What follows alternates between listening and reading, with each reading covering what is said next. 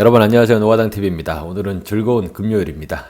내일은 저도 쉽니다. 그래서 오늘 이렇게 늦게까지 유튜브를 만지작 하고 있네요. 자, 오늘 이 영상의 주제는 Q&A인데요. 다른 유튜버 크리에이터 분들처럼 자신에 대한 얘기를 한다는 게 아니라 저는 제 채널에 감사하게도 댓글로 많은 질문을 해주신 구독자분들께 이 댓글에 대한 답변을 이 영상으로 준비를 하려고 합니다. 원래는 타이핑을 하려고 했었는데요. 이게 타이핑으로 하기에는 내용이 충분하지가 못할 것 같아서 그냥 애초 답변을 영상으로 하는 게 낫겠다 싶어서 이렇게 준비를 했습니다. 자, 우선 첫 번째 질문입니다.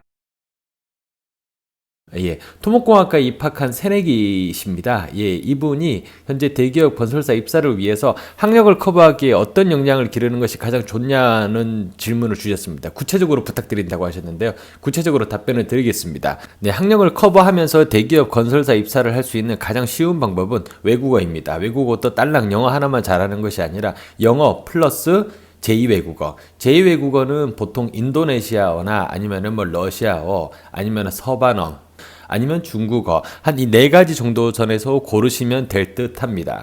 많은 분들이 아마 뉴스에서 보셔서 아시겠지만은 롯데케미칼이 조만간 이제 인도네시아에서 페트로케미칼 공장 공사 프로젝트를 스타트를 할 겁니다.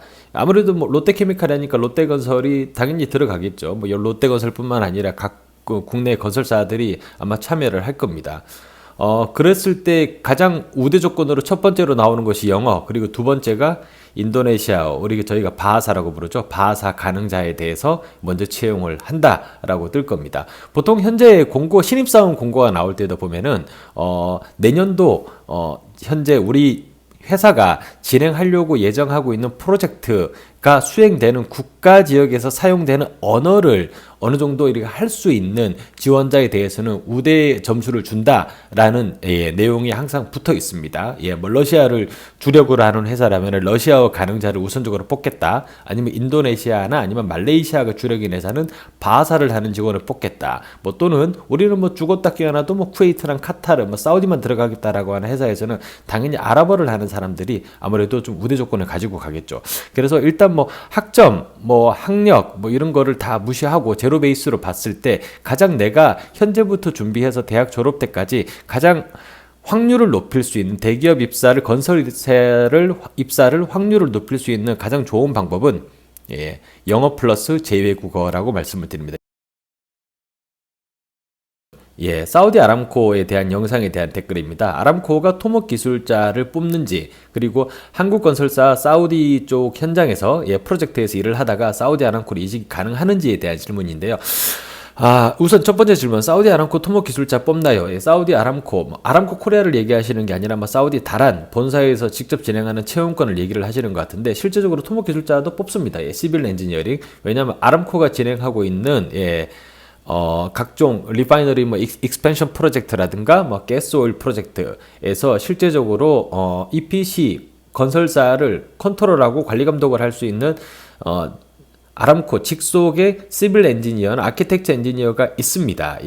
실제로 그런 사람들이 있고 그 인원들은 대부분 프로젝트가 발생 시마다 채용 공고를 내서 뽑습니다. 하지만 제가 알고 있기로는 사실 한국에서 일을 하시다가 아람코로 가신 한국인 엔지니어 분들 중에는 토목 기술자는 없으신 걸로 알고 있습니다. 이거는 정확하게 제가 없다라고 100% 답은 못하지만 보통 이쪽 한국인이 아람코에 입사를 하실 때 가시는 포지션이 이런 토목이나 아키텍처 같은 컨스트럭션 베이스가 아니라 주로 오퍼레이터, 이제 프로세스 세이프티를 다루던가 아니면은 QA, QC 이런 파트의 분들이 많이 가신 걸로 알고 있어요. 그래서 사실 토목 기술자를 뽑기는 하지만 거기에 한국인이 문을 뚫은 경우는 별로 없지 않을까라고 생각을 합니다. 그리고 한국 건설사에서 사우디 현장에서 근무하다가 아람코로 이직하는 경우 가능합니까? 라고 질문을 주셨는데 이 경우 상당히 가능성이 높습니다. 대부분 프로젝트 발주처들이 좀 그런 경향들이 있지만 한국에서랑 일을 했을 때 한국인들의 성실한 면에 약간 스마트한 면에 좀 약간 호감을 많이 가져요. 그래서 프로젝트가 끝나면은 자기들이 점 찍어놨던 한국인 엔지니어들한테 최소한 한두 명한테는 오퍼를 합니다. 구도로라든가 비공식적으로 너네 우리 회사랑 일을 해볼래? 이런 식으로. 근데 이제 그럴 때 기회를 잘 잡아서 가시는 분도 계시고 그 기회를 놓치고 나서 한 5년 뒤에 10년 뒤에 저처럼 후회하는 사람도 있기도 합니다. 예, 그 다음 질문 말씀을 드리겠습니다. 토목공학과 2학년에 다니시는 분이고요. 뭐 세부 전공으로 구조공학이나 뭐 재료, 지방공학, 건설관리 3개 중에서 2개를 고른다고 하는데 어떤 거를 고르면 좋겠냐라는 질문을 해주셨습니다. 저는 개인적으로 이 중에서 본인이 만약에 석사나 박사 쪽으로 가실 거면은 당연히 구조나 지방 쪽입니다. 예, 구조나 지방 쪽으로 가셔가지고 뭐 텍사스 공대 같은 데에서 공부를 좀 더 하신다고 하면은 아마 국내에서는 국내에서는 뭐 먹고 사시는데 전혀 지장이 없지 않을까 싶습니다. 그런데 본인이 만약에 뭐 학사만 마치고 건설사 취업을 준비를 하고 계시는 분이라면은 저는 건설관리 쪽을 추천을 드립니다. 예. 건설관리 쪽으로 가신다는 것 자체가 나중에 CM, 컨스트럭션 매니지먼트 회사에서 일을 할 수 있는 확률도 높고, 그리고 보통 해외 많은 CM 회사들, 감리 회사들이죠. 뭐 월리 파슨스나 아니면은 에이맥 스틸라 이런 회사들이 한국인을 뽑을 때 포지션이 대부분의 전공이 수많은 프로젝트 경험이 있으면서 또 건설 관리, 컨스트럭션 매니지먼트에 관련된 베이출러나 마스터 디그리가 있는 사람들을 선호하는 경향이 있기 때문에 저 현재 시점으로 봤을 때는 건설 관리가 좀 더 맞지 않나라고 생각을 합니다. 예.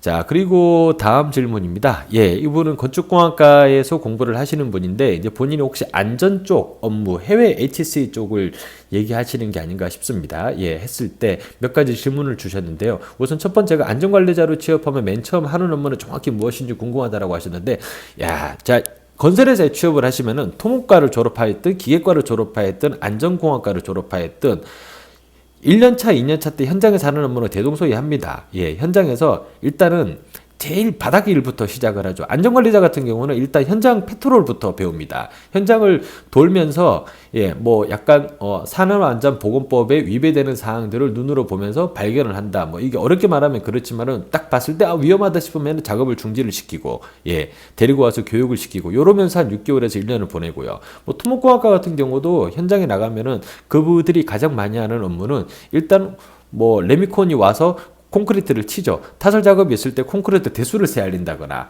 아니면은 쳐야 될 위치에 제대로 치고 있는지 확인을 한다거나 뭐 이런 것들. 대부분 현장 베이스로 일을 배우시는 것이 첫 번째 1년차 초반에 하시는 임무라고 보시면 되고요. 현대건설에 입사하고 싶은데 공채를 준비하기에 앞서 계약직으로 일해보는 것이 좋을까요? 라는 질문을 해주셨습니다.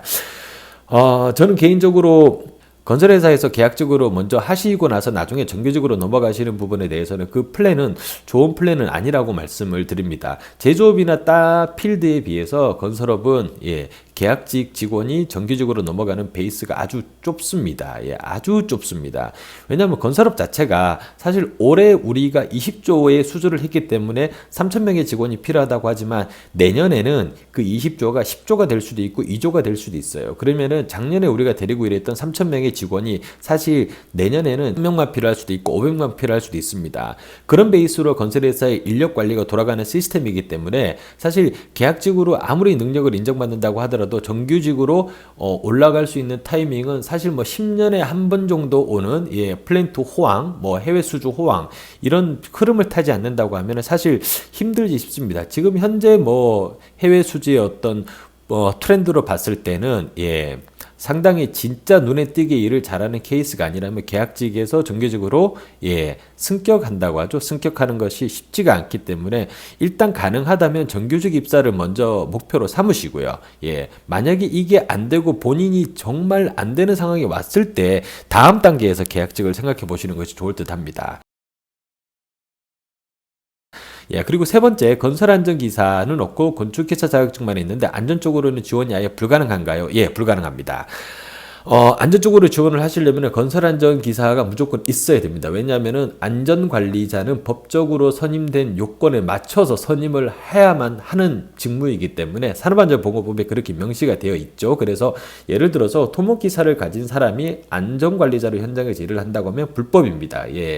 그게 만약에 눈에 띄면은 노동부 근로감독관에게 과태료 대상이 되기 때문에 회사도 난감해지고 개인도 난감해지는 사례가 발생을 합니다. 자, 짧게 준비하려고 했는데 영상이 10분을 넘었네요. 요렇게 한 두세 분이 댓글로 남겨주신 질문에 대해서 일단 답변을 드렸습니다.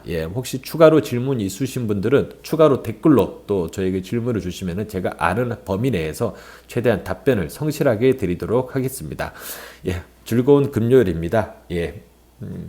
맥주 한잔 하시고요. 예, 즐거운 주말 보내시기 바랍니다. 자, 노가다 TV였습니다.